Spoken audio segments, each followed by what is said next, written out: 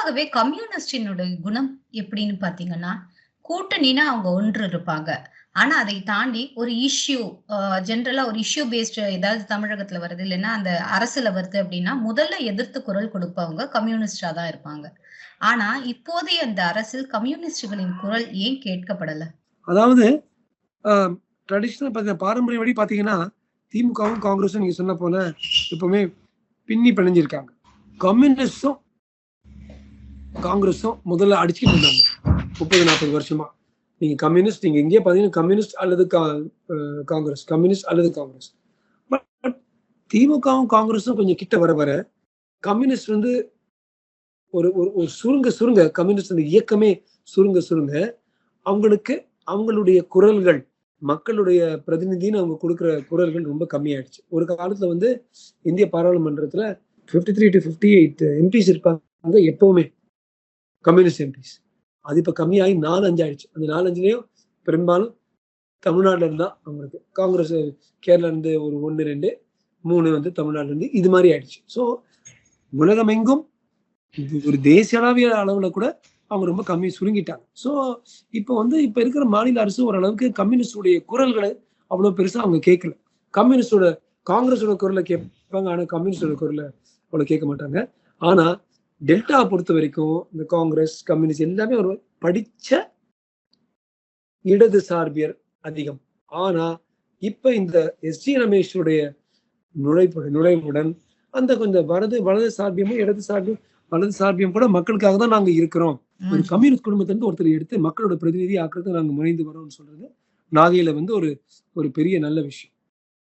வேற நீங்க மயிலாடுதுறையில பாத்தீங்கன்னா அங்கிருந்து தஞ்சாவூருக்கு போவோம். ஏன்னா தஞ்சாவூர்ல வந்து திருப்பியும் ஒரு ஒரு டான்னு சொல்ற அளவுக்கு ஒரு பெரிய ஆளுமை உள்ளவர் பாஜகவுடைய. யாரும் இந்த 3 கான்ஸ்டிடியூன்சி ஒரு பெரிய ஸ்டார்னு சொல்றதுக்கு யாரும் இல்லைன்னா கூட கருப்பு முருகானந்தம்ங்கிறவர் ஒரு மீடியம் ஸ்டார், ஒரு ஆளுமை மிக்கவர், அந்த ஏரியால நிறைய பேருக்கு தெரிந்தவர். அவர் வந்து பாஜகவோட ஒரு நம்பிக்கை, பாஜகவுடைய நம்பிக்கை, ஆளுமையுடைய நம்பிக்கையை பெற்றவர், இந்து முன்னணியுடைய பின்னி பிணைஞ்சவர். கொஞ்சம் 5 வருஷம் திமுக, 5 வருஷம் அதிமுக, அது மாதிரி எல்லாம் போகாம ஒரே ஒரு கட்சிக்கு ஒரு பிரதிநிதியாக இருந்தவர். இந்த வாட்டி எண்மண் எண்மக்கள் கூட அவர் தான் ஒரு மைய புள்ளியா இருந்தார் இந்த எண்மண் எண்மக்களுக்கு.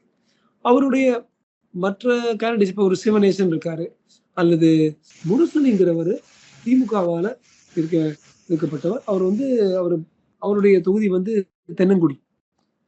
அவர் கூட கிளீன் ஸ்ட்ரைட், இதற்கு எந்த ஒரு ஊழலோ ஒரு சர்ச்சையோ ஒரு விமர்சனமோ இல்லை. அவர் திமுகவோடு இருந்திருக்காரு. முதல்ல இருந்து இப்போ வரைக்கும் திமுக தான் இருந்திருக்காரு. அவர் அப்பா, சித்தப்பா எல்லாருமே அங்க திமுக ஃபங்க்ஷனரிஸ்.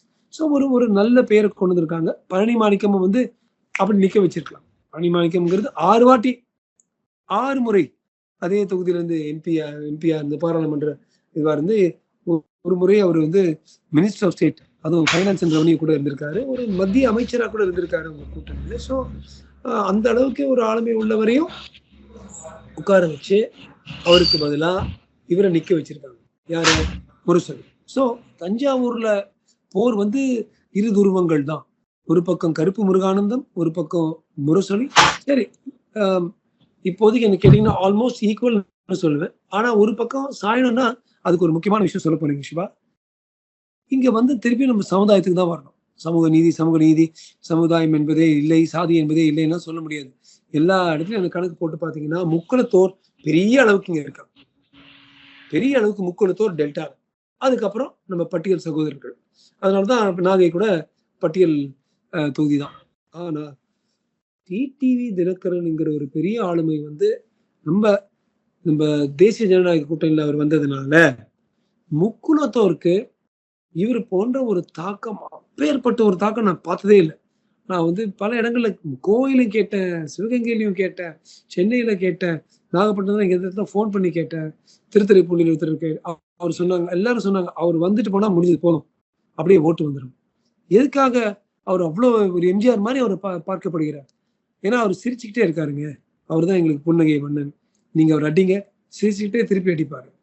அந்த யாரோ ஒருத்தர் சொன்னாங்க, அந்த காலத்துல எம்ஜிஆர் நம்பியார் சண்டைனா நம்பியார் வந்து கத்தி சண்டுவாரு வாளோட. எம்ஜிஆர் சிரிச்சுக்கிட்டே ஒரு கையில வந்து ஜெயலலிதா பிடிச்சு சிரிச்சிட்டு தட்டிட்டு இருப்பாரு. பிரச்சனை இருந்தா கூட சிரிப்பாரு.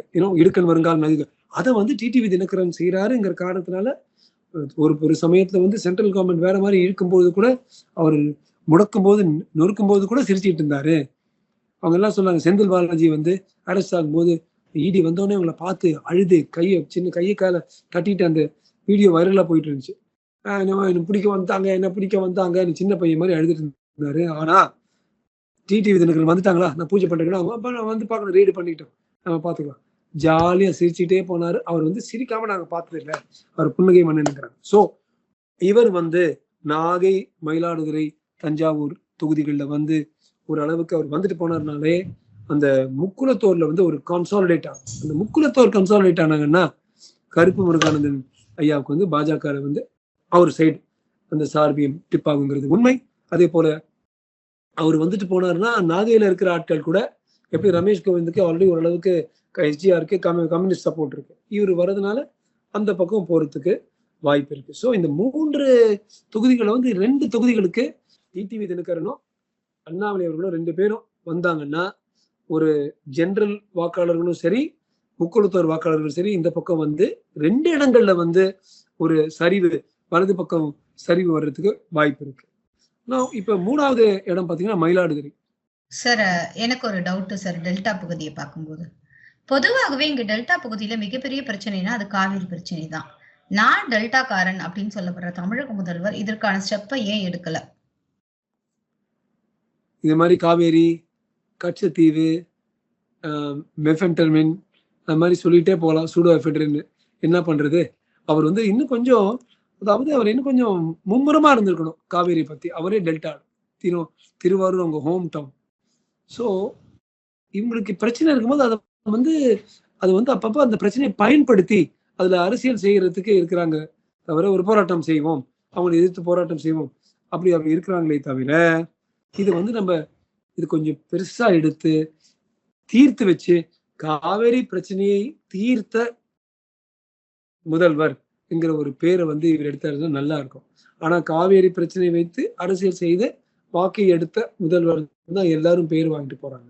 ஐ திங்க் பிரச்சனை உண்டாக்குறது வந்து ஈஸிங்க சுபா, பிரச்சனையை வந்து சரிப்படுத்துறது தான் கஷ்டம். அப்புறம் கடைசி மயிலாடுதுறை மட்டும் பாத்தீங்கன்னா, இங்க கூட பாத்தீங்கன்னா சிட்டிங் இங்க வந்து கொஞ்சம் இடது சார்பியம் தான் இருக்கு. ஏன்னா அங்க 5 டிஎம்கே எம்எல்ஏ இங்க இருக்காங்க. 5 தொகுதிகளும் டிஎம்கே, ஒரு டிஎம்கே எம்எல்ஏ யாருன்னு பார்த்தா அது காங்கிரஸ். ஸோ 6 அப்படி அந்த பக்கம் ஸ்வீப்பு. 2வது கடைசியா இருந்த எம்பி வந்து ராமலிங்கம் ஐயா, ஒரு 70 வயசுக்கு மேலான ஒரு சீனியர் வலிமை வாய்ந்த ஒரு திமுக பாராளுமன்றம். பாஜகவுக்கு அங்க ஒரு அவ்வளவு பெரிய ஒரு ஒரு ஒரு பிரசன்ஸ் இல்லை, அதனாலதான் பாமகவுக்கு கொடுத்துருக்காங்க. பாமகல வந்து என்ன ஒரே விஷயம், இங்க வந்து நம்ம ஒரு கூட்டணி மாதிரி எம்கே ஸ்டாலின் என்கிறவர் வந்து பாமகவுடைய வேட்பாளராக இருக்காரு. இந்த ஒரு இடத்துல மட்டும் பாமக, பாஜக, திமுக பேர் எல்லாம் சேர்ந்து வருது, என்டிஏ மாதிரி ஆயிடுது. அப்ப இப்படி வச்சுக்கலாமா சார்? என்டிஏவில் எம்கே ஸ்டாலின் சொல்லிடலாமா சார்? கரெக்ட், என்டிஏவில் எம்கே ஸ்டாலின் ஆதரவு சொல்லலாம். பட் ஒரு இம்பார்ட்டன்ட் பாயிண்ட் நான் சொல்ல விரும்புறேன். இந்த மக்கள் வந்து மயிலாடுதுறையில கொஞ்சம் யோசிக்கிறாங்க, ஒழுங்கா யோசிச்சு அதை பத்தி நான் வந்தவரேன். ஏனென்றால் இந்த ஏரியால வந்து இந்த பெல்ட்லயே ஷெட்யூல் காஸ்ட், அதாவது பட்டியல் சகோதரர்கள் நிறைய இருக்காங்கன்னு நான் சொன்னேன். ஆனா இதே இடத்துல வந்து 3 முறை மணிசங்கர் ஐயர் இருந்தார், இங்கதான் பாராளுமன்ற உறுப்பினர். சோ இந்த முறை முதல் முறையாக ஒரு காங்கிரஸ்க்கு ஒரு பாராளுமன்ற வேட்பாளர், ஒரு பிராமின் லாயர் சுதாங்கிறவங்க காங்கிரஸ்ல பல வருடங்கள் இருந்திருக்காங்க, தாவாம இருந்திருக்காங்க. அவங்க வந்து போன முறை கூட நின்று இருக்காங்க. ஸோ முயற்சி பண்ணிக்கிட்டே இருக்காங்க, அவங்கள வந்து முன்னிறுத்தியிருக்காங்க. நான் என் காதால் கேட்ட வரைக்கும் ஒரு ட்ரெண்ட், பெண் என்கிறதுனாலும் ஒரு லாயருங்கிறதுனாலும் சரி, சமூக நீதினா பொதுவா பிராமின்ஸை மட்டும் விட்டுருங்க, பாக்கி மட்டும்தான் சமூக நீதிங்கிற ஒரு அப்படிதான் இருக்கு இப்ப சூழ்நிலை.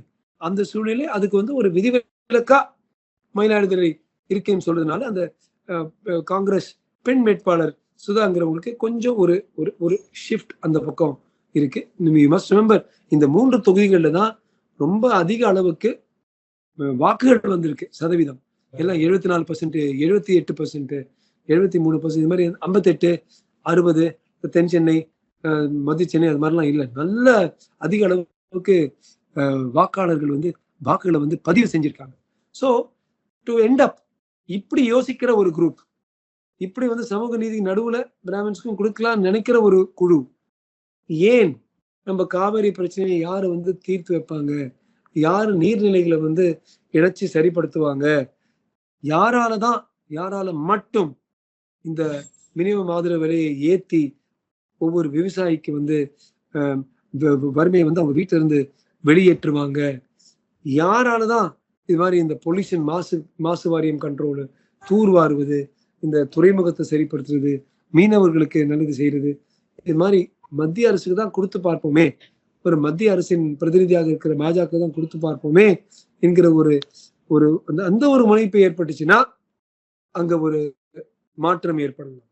அல்லது அது மக்கள் தான் சிந்திச்சு யோசிச்சு சரியான தருணத்துல அந்த தருவாயில அவங்க வந்து ஓட்டு போடணும்னு வாக்காளர்களை வந்து பணியுடன் கேட்டுக்கொள்கிறேன். சார் ரொம்ப நன்றி சார். ரொம்ப அழகா இத்தனை நேரம் அழகாகவும் தெளிவாகவும், தஞ்சாவூராக இருக்கட்டும், மயிலாடுதுறையாக இருக்கட்டும், என்ன பிரச்சனை, டெல்டா தான் இங்க பிரச்சனை, விவசாயிகளின் வாழ்வாதாரம் தான் பிரச்சனை. விவசாயிகள் வந்து அவங்களுடைய உரிமையை மீட்டெடுக்க அவர்கள் வந்து அந்த இடத்துல அவங்க விவசாயிகள் மண்ணில் கால் வச்சாதான் நம்ம சோத்துல கை வைக்க முடியுங்கிறது பொதுவாக ஒரு சொல்லப்படும் ஒரு பழமொழி. அந்த பழமொழி உண்மையாக வேண்டுமென்றால் டெல்டாவில் தண்ணீர் வர வேண்டும், காவேரியில் தண்ணீர் வர வேண்டும். ஆகையால் காவேரியில் உங்களுக்கு யார் தண்ணீர் தருவார்களோ அவர்களுக்கு உங்கள் வாக்கு கொடுங்க இந்த முறை அப்படிங்கறத ரொம்ப அழகா சொல்லியிருக்கீங்க. அவர்கள் மக்கள் பிரதிநிதிகளாக உங்களுடைய குறைகளை கண்டிப்பாக மத்திய அரசிடம் சொல்லி உங்களுக்கான தேவைகளை பூர்த்தி செய்வார்கள். டெல்டாவை பூர்த்தி செய்பவர்களுக்கு ஓட்டு நிச்சயமானால் அங்கு கண்டிப்பாக வாய்ப்பு இருக்கு அப்படிங்கறத சொல்லியிருக்கீங்க. மீண்டும் நல்லதொரு சந்திப்பில் சந்திக்கலாம் சார். நன்றி, வணக்கம். வணக்கம் சிவா.